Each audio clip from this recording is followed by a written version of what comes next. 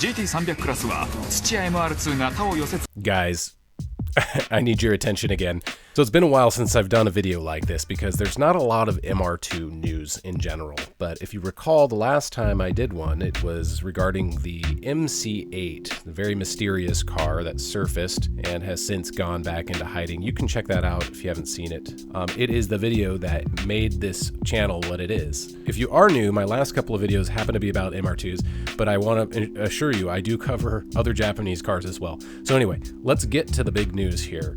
If you go to eBay, and I'm going to explain where I'm going with this in a second.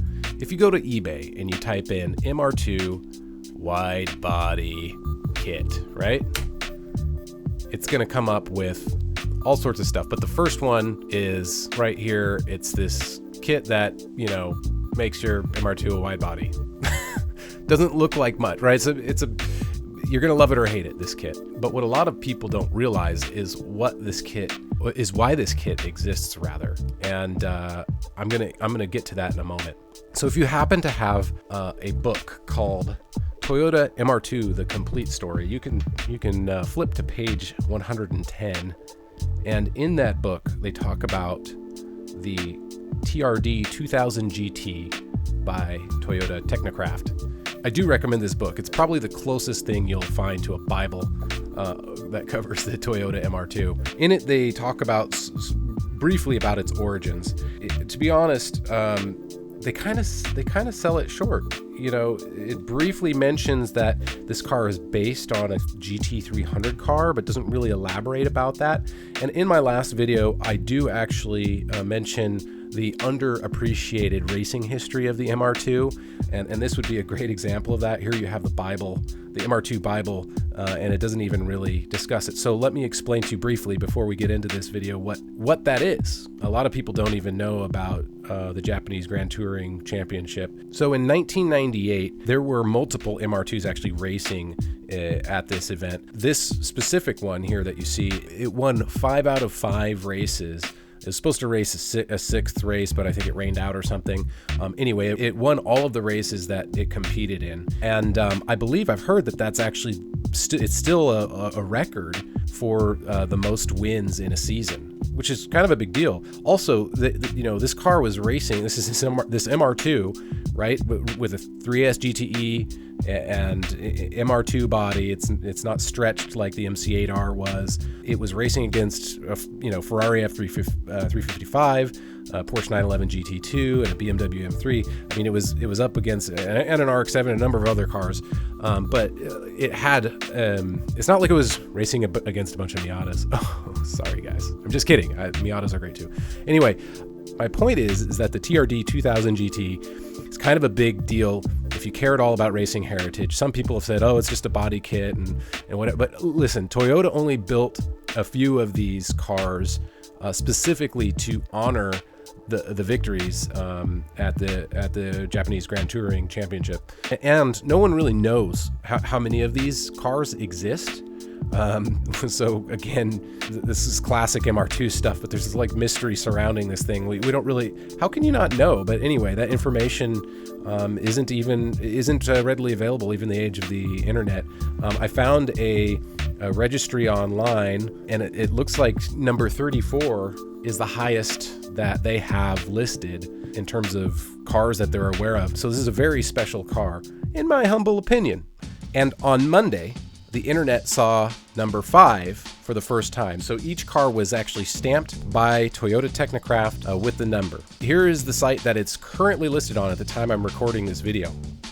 It's goo-net.com, Japanese website. So I'll put a link in the description. And hopefully when you're watching this, it's still live if you want to go check this out. But thankfully, I have it here. I'm recording for you. So this is all in Japanese.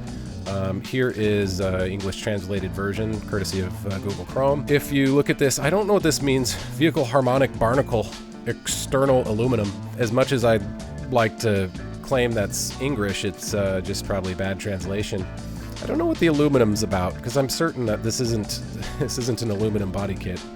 It's probably fiberglass like the knockoffs, but the kit itself is a much higher quality from what I've heard than the knockoffs that are still in circulation today. So here's some of the images here. I'm going to kind of comment on the car and what I think about it. This is all personal taste stuff. So just right off the bat, I'm not a big fan of red cars. And I also don't generally like wide body cars. But I think this one was tastefully done, with the exception of those wheels. They're not my favorite. I am noticing, flipping through these pictures, that it appears that the car may have once been black. If you look at the picture of the strut towers, they are actually black in color, while the rest of the body is red. All the MR2s I've seen, although I've said this before and gotten myself in trouble, have same color engine bay, which would include the rear strut towers, as the exterior. So this may have been painted or wrapped or something at some point in its life. I think it's cool that this one has a 3S GTE. Looks like a Gen 2 to me. That's actually a good upgrade compared to what some of the owners chose to do. Since every one of these was a one-off, some owners had naturally aspirated cars with very little horsepower. So if you're getting a special car that's an homage to a GT300 series of wins, I would personally try and have a little bit more horsepower behind it. But then again, that's just me again. Here it looks like they've got a Blitz computer, and interestingly enough, there's no carpet. Normally the trunk is carpeted. That is for those of you that don't have an MR2 behind the engine in this car. The interior of this car is in great shape. I think it is interesting, again, so just an observation, that it has a Momo steering wheel and not a TRD steering wheel. I wonder how much of what we're seeing here is the result of the owner modifying the car versus how it rolled off of the lot. And the final image here, we're going to leave it on these floor mats. These are JDM floor mats. What is cool about a JDM floor mat, you ask? I believe that these have English on them. They probably say something about a man in dandism. Anyway, guys, I'm going to leave it there. Thanks so much for watching. And if you want to see more videos like this, please like, share, and subscribe.